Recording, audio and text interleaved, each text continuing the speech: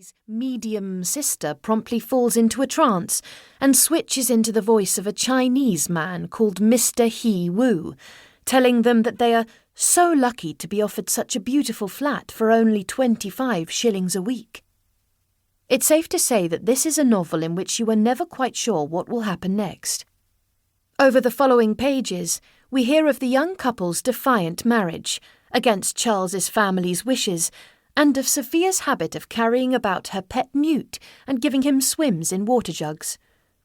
The newt is even present at the wedding, in her pocket as a kind of page, and as the ceremony takes place, birds are singing from the church's rafters, and someone in the congregation is shouting out to ask if Sophia would like a kitten. So far, so charming and madcap. But any astute reader of fiction will know that if a couple are happy and in love at the start of a novel, then the situation can only turn sour. Such is the way of narrative. A matter of weeks into the marriage, Charles is horrified and appalled to learn that Sophia is pregnant. "He made me feel," Sophia says, "I had betrayed him in some way." He refuses to give up his life as a struggling painter, and Sophia, purely on account of her pregnancy, is let go from her job, thereby losing the only income they have. Their bohemian idyll rapidly descends into a terrifyingly precarious existence, staked out by poverty and malnutrition. Our Spoons Came from Woolworths is far from what it might at first appear, a comic novel about love's trials and tribulations. It is instead an account of a marriage dismantled by poverty. It charts the erosion of a woman's spirit by her husband's vain and casual cruelty.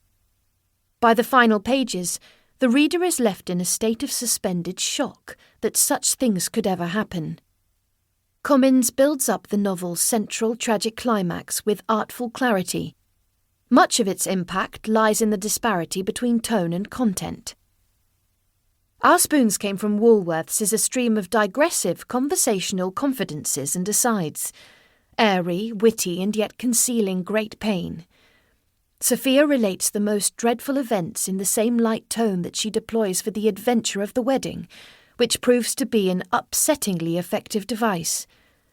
The reader turns the pages, lulled by the rhythms of Sophia's spirited recall into thinking she is about to be treated to another account of painting furniture sea green, or a visit to an amusingly lazy sculptor, only to realise with horror that what she is faced with is the death of an infant.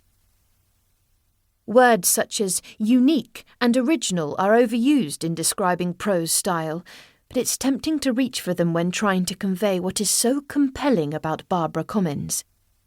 Quite simply, she writes like no one else. With other authors, you are able to discern the shadows of literary predecessors hovering over the page. With Comyns, you have the distinct impression that she is writing straight from her own subconscious, that her work is untrammelled by influence. It's unsurprising, then, to learn that the events of Our Spoons Came from Woolworths run close to those of Comyns' own life. So much so that Comyns' daughter, on reading the manuscript, was moved to protest, "But you've killed me." My relief at coming across that anecdote was overwhelming, as so much of the novel has the ring of truth to it, and even the possibility that the death of the baby might have come from experience was too much to bear. Our Spoons Came from Woolworths brings to life for us the lost world of interwar bohemian London, as well as illustrating just how badly Britain needed the Beveridge Report. That Sophia survives such hardship and tragedy is a testament to her will and indomitable brio. She is a heroine in every sense, and one you will never forget. Maggie O'Farrell, 2012. Chapter 1. I told Helen my story and she went home and cried.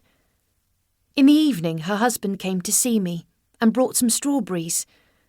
He mended my bicycle too, and was kind, but he needn't have been, because it all happened 8 years ago and I'm not unhappy now. I hardly dare admit it, even touching wood, but I'm so happy that when I wake in the morning I can't believe it's true.